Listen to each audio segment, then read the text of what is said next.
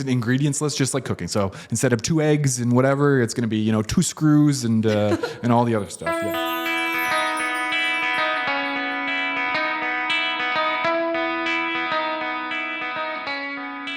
Hello, everybody. I'm Jared. Hi, I'm Melinda. And welcome back to The Secret Life of Inventory. This is a show where we talk about all things inventory management and we dive deep into the hidden mysteries that are going to help your business optimize your workflow and succeed.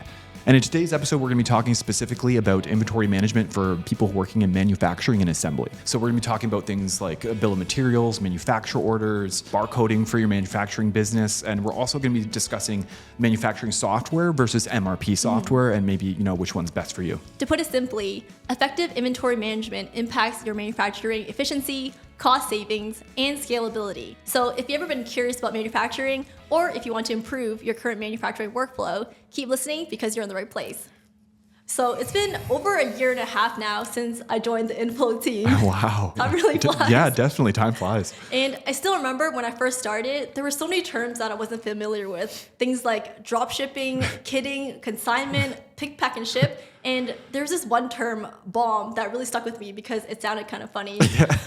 So for anyone who doesn't know, could you break down the basics of a BOM? What is it and why is it important? Yeah, of course. I know it must be like super overwhelming, especially all the different industries we work in. Like, what is this? Yeah, exactly. But I promise BOMs they're not as dangerous as they sound. It's actually an acronym. It's an acronym that stands for bill of materials. And what bill of materials are, they're essentially think of them as like an ingredients list for manufacturers. They kind of list out all the components, how much of the components, all the things that you're going to need to create or produce whatever the thing is that you're manufacturing or assembling, right? Kind of like cooking. Exactly, just like cooking. It's an ingredients list, just like cooking. So instead of 2 eggs and whatever, it's going to be 2 screws and all the other stuff. Yeah. Could you give me an example of what kind of BOMs there are? Yeah, of course. There's like so many different types of manufacturing processes, obviously. And with that, there's obviously a lot of different types of BOMs. There's like configurable BOMs, engineering BOMs, sales BOMs, assembly BOMs, blah, blah, blah, blah. There's like BOMs for days. Yeah, BOMs for days.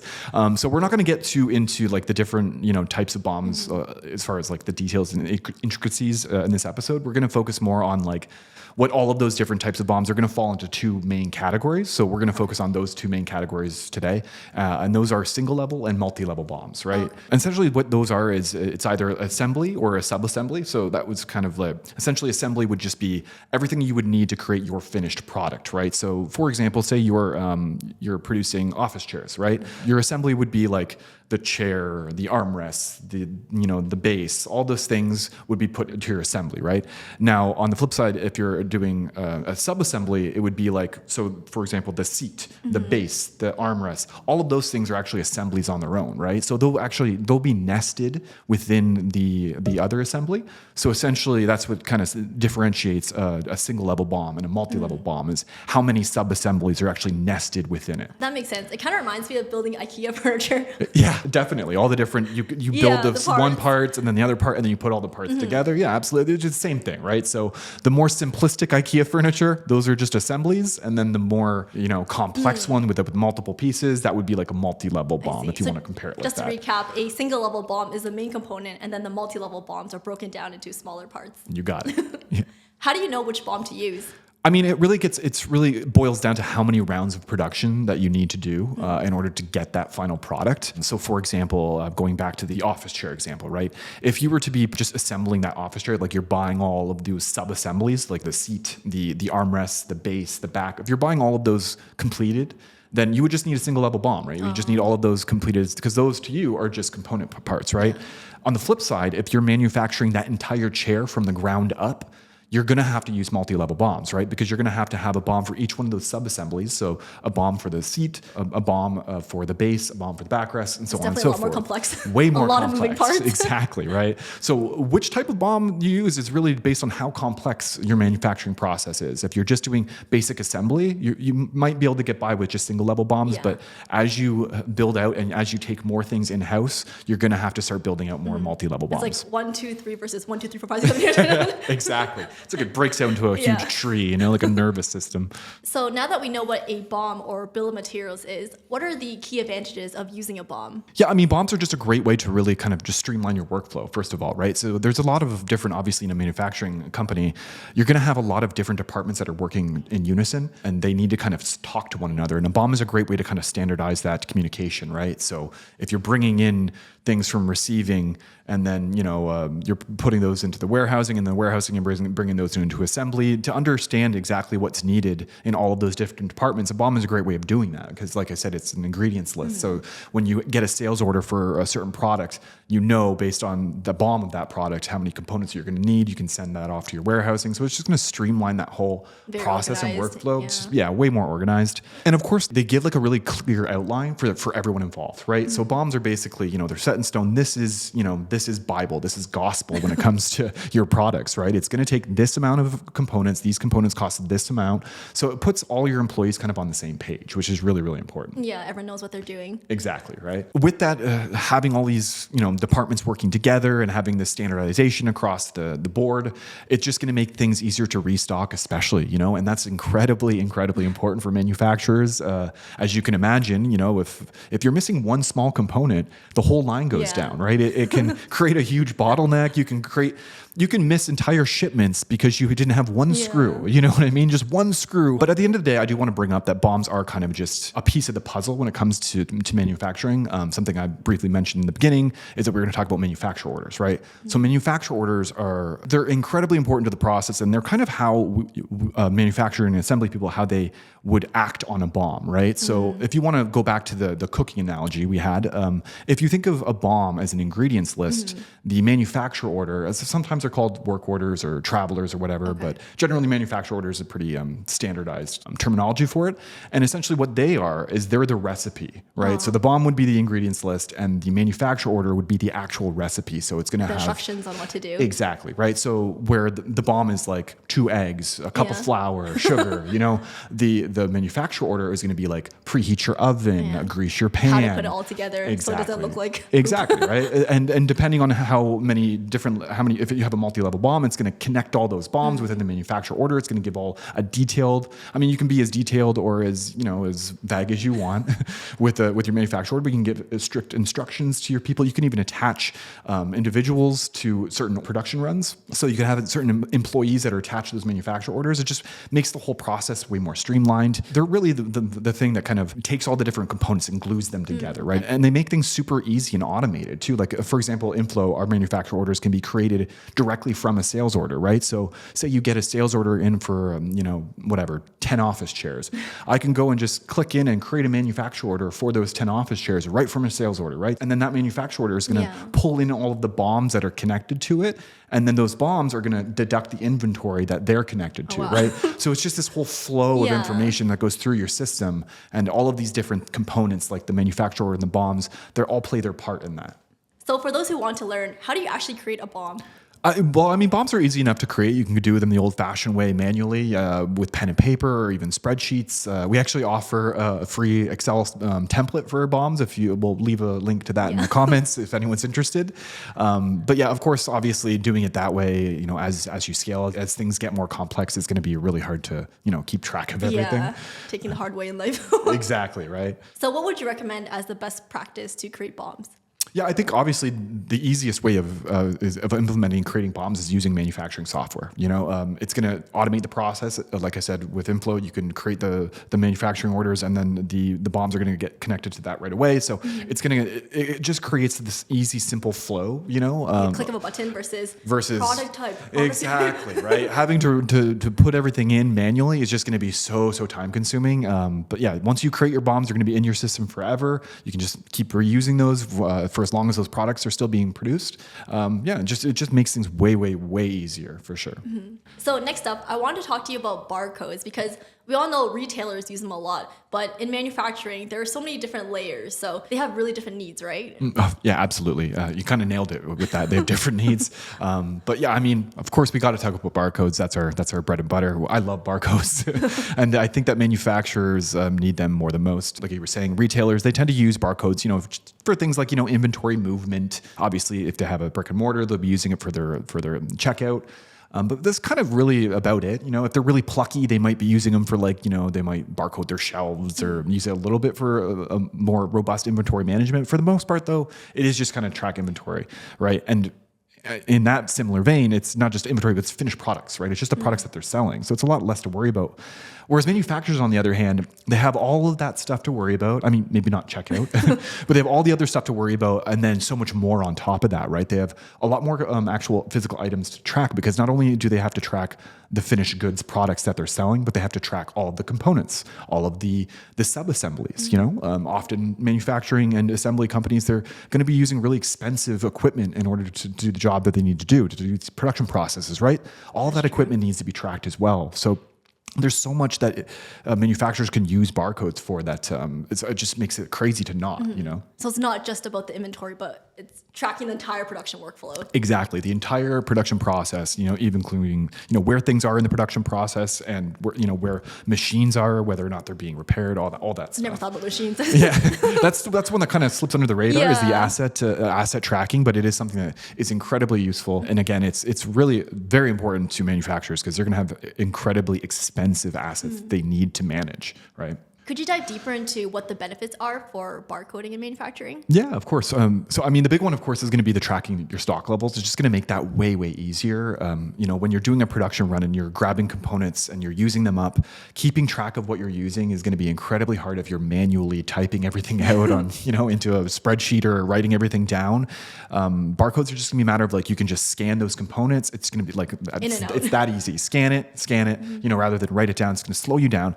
Not only is it going to speed you up though, but it's also going to eliminate a lot of those human errors, right? So people obviously are going to make keystroke mistakes when they're typing things in or writing things, or if they're illegible handwriting, if people are still doing with things doctors writing. Yeah, doctors writing, a little chicken scratch, right? So I mean, those things are they create problems, right? Where barcodes are very binary, which is what's so great about them. Either they scan or they don't, right? So there's no way you can scan a barcode and it's going to give you a different product, the chance that it just doesn't happen, right? Barcodes either scan or they don't, they work or they don't. There's either a barcode connected to your product or there isn't, right? So it just really helps with that. So tracking stock levels is huge. Another one would be your shipping and receiving, right? The shipping and receiving process for manufacturers can be a total nightmare if you're not using barcodes, because you're getting in tons of components all the time that you're then transforming into something else, and then and the whole process of following those components through the supply, through your business is going to be really, really difficult if you're doing it by hand. But if you're getting a shipment in of all these components and you can just scan those components, write it, and they just get added into your inventory, it just makes things way easier than if you're like, okay, you got to open up this box and you got to make, okay, write this, how many components of that, and then add that up. And it creates a way more hectic and chaotic environment. And again, there's a lot more human error that can happen from that as well, right? And again, going back to something that we mentioned is equipment tracking. So tracking those really expensive machines. Yeah.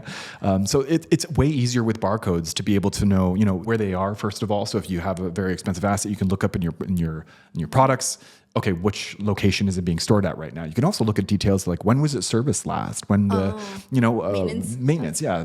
Is it currently being serviced? Has it been serviced recently? Because a lot of these times you should be servicing things on a regular schedule, so you can kind of keep up with that. And it also just makes it easier to say you're on the floor and there's a machine and you're like, I don't know how long it's been, since it's been serviced. You can just go ahead and scan that barcode. The product will come up. You'll have all of the information that you need right at a glance, right? Whereas opposed if you weren't using barcodes, you'd either have to go back to the office, look up a file, go through a filing cabinet or something. I don't know. Yeah. Or a spreadsheet, probably. God. So I mean, barcodes just make that process a lot easier, right? And then the last one is something that's really, really important. It's often overlooked, and it's going to make tracking your cost of goods manufactured way easier. And it's something that a lot of our customers, particularly, have come to us and said that, they're not tracking their cost of goods manufactured properly. Therefore, they're not charging as much as they should be. So they're kind of bleeding money in a certain degree, where if you're using barcodes, it's going to be way easier to kind of gather that information and track that information. So you're going to have a lot better of an idea of what it actually costs to produce those final products, right? So that way it's going to influence your pricing strategy in the future. And you don't lose money. Exactly. Why are you producing things for free or losing money? So if you were to give a manufacturer a recommendation on how to barcode their workflow, what would that look like? Yeah, so I mean, the official way of putting barcodes on products is through GS1. So GS1 essentially is a nonprofit organization. They kind of are in charge of like standardization through business organizations globally. And a big part of that, of course, is barcodes. Do all manufacturers need GS1 barcodes?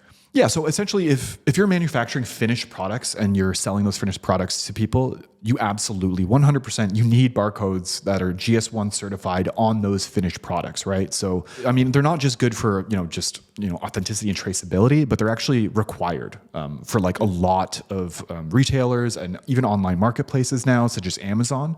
You're required to have a registered GS1 barcode to sell those products. So for the finished products, you absolutely need a GS1 barcode. That makes sense. But if the purpose of GS1 barcodes are only to be recognized by outside organizations, then manufacturers don't need GS1 barcodes for the entire process, right? That's absolutely correct. Actually, in fact, it's probably a bad idea.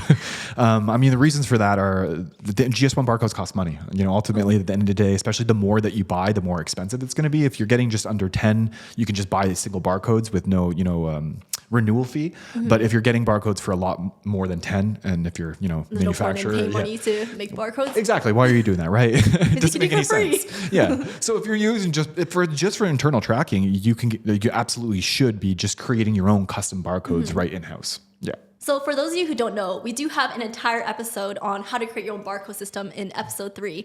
But if someone was listening to our podcast for the very first time, could you give them a brief overview on how to create your own barcode system? Yeah, of course. So I'll just kind of give you the TLDR of it, just so we can speed through.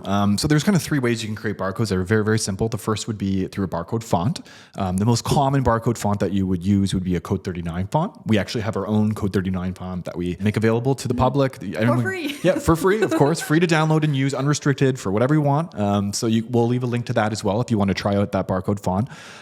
It's super easy to use. It's just like any other font. You would just download it like you would any other TrueType font. Mm-hmm. And then from there, it's just a matter of like opening up a program that supports TrueType fonts, like Excel or Word or whatever. And then you would just select the font that you want to use like you would any other font, and then just type out. That's simple enough. It's just that easy, right? So it's very, very, very basic and easy. Number 2 would be using a barcode generator. So there's all kinds of free online barcode generators available. Mm-hmm. They have varying functionality. So you want to shop around, see which one kind of fits your needs the most. For example, some of them you can create one barcode at a time. Other ones you can create multiple barcodes at a time. So some offer certain symbologies, others offer different symbologies.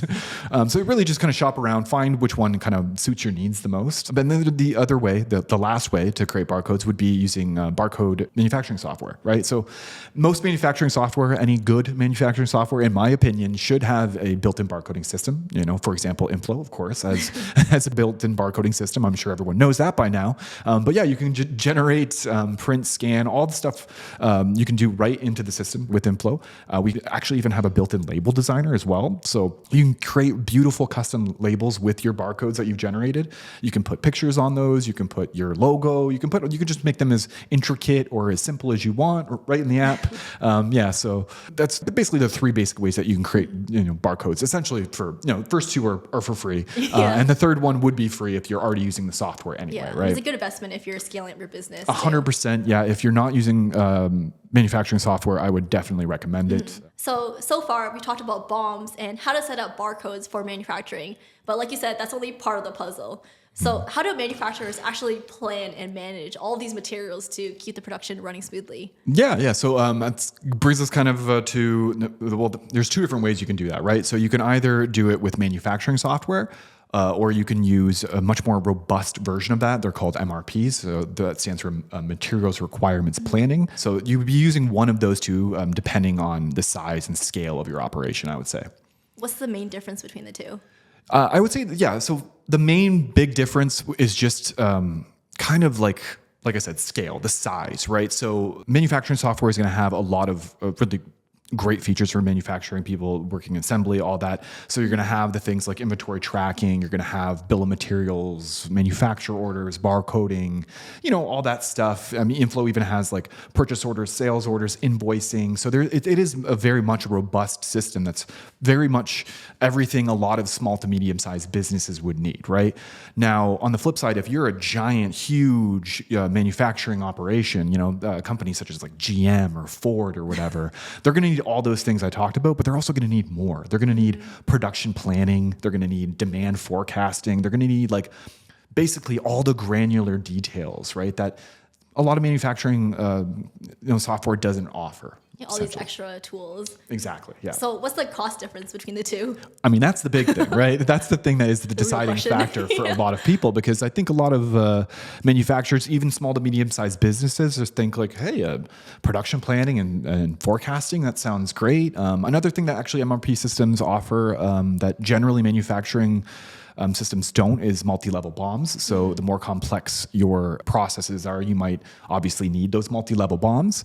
That being said, it comes with a cost. It does come with a cost, but I will say inFlow actually has multi-level BOMs. We are one of the few standard like manufacturing software companies that actually offer multi-level BOMs. Normally, to get multi-level BOMs, you're going to have to go to those giant, big, huge MRP systems. So that is one thing that if that was a deciding factor for you between manufacturing software and an MRP, we got you covered there, right?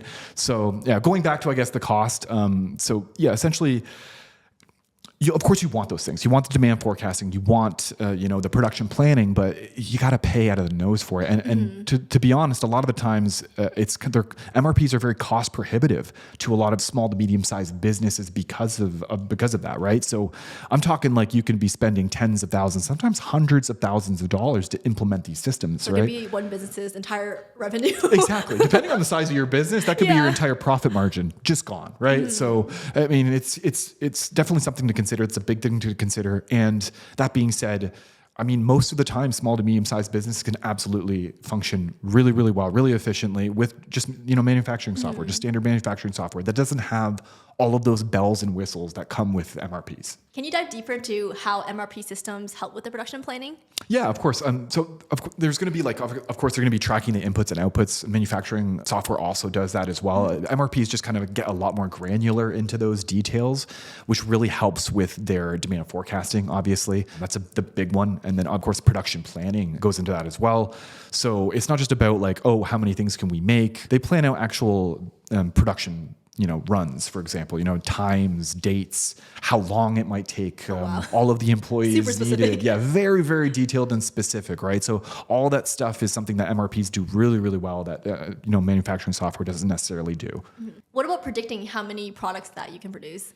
Yeah, so, I mean, they're really, really great for that, for predicting the quantity buildable that you can actually do. That is something that, inFlow can do. We have a feature called kitting and bundling. And essentially what that feature allows you to kind of look to see how many kits and bundles you can make based on, what goes into those kits and bundles. So we do have you can see what's buildable essentially, but MRPs, they take that like to a whole nother level. It really is great for that demand forecasting. It's almost like a bit of a fortune teller in a way, right? It's using it's using all of the data that's going into it, and it's formulating ideas and thoughts and based on that data. Exactly, right? So they're looking at what were your sales last year, the year before that. What have your sales been in the last 3 months? What is your projected sales based on your sales volume and whatnot, right? So MRPs are just really great for like consolidating all of the information that you have, all of the different components, and calculating exactly, okay, these components are now reserved for this production run at this time on this day. These components are reserved for that production run on this, so it's creating all those granular details to a point where it's planning out exactly not just the components that are being used, but when they're being used, by which production line, by sometimes even which employees are using them, right? So it really creates a much more detailed and complex look at your processes. So just to recap, MRP systems help manufacturers with their inventory and production planning. So this includes tracking materials, predicting output, consolidating data, and creating bill of materials. You got it. Yeah, that's right. So I mean, essentially the way to look at it is like MRPs are kind of like the central nervous system of like a manufacturing or assembly operation. They really do everything. They do pretty much everything. Start to finish. Yeah. All right, so that's it for today's episode. We hope you guys had fun learning about inventory management for manufacturers. Yeah, and I know we covered a lot today. So, just some of the key takeaways is we talked about, BOMs, so how they're kind of like an ingredients list. We also talked about manufacturer orders, how they kind of act more as like the recipe to the BOMs ingredients list. We also talked about the importance of the barcoding in manufacturing and how those can really help with your workflow and your efficiency. And of course, we discussed manufacturing software versus MRP systems and kind of which one's best based on your use case. Mm-hmm. Plus, don't forget, if you plan to sell your products in major retail stores, you'll need a GS1 barcode. But if you're just keeping track of your internal workflow, you don't need GS1 barcodes. You can just create your own custom barcodes for that. Yeah, that's right. And I know it might be daunting of all the things that we've mentioned. There's a lot to take in. But if you even just implement a fraction of what we talked about, you're going to see a huge improvement in your workplace efficiency and your workflows. So, yeah. Thanks again, everyone, for tuning in. And if you enjoyed our podcast, make sure to rate it on Spotify and subscribe to stay tuned for more. Yes, of course. Thank you so much, everybody. And I do want to say, if you are a manufacturer yourself and you're interested in coming on the podcast to talk about your story, we would absolutely love to hear from you. So we are actually going to leave a link to a Google Forms down in the comments. So just fill that out, and let us know why you want to come on the podcast. We would love to talk to you. Until then, we'll see you guys next time. Okay. Bye. That was okay. Passing grade. Passing, for sure. Solid A-.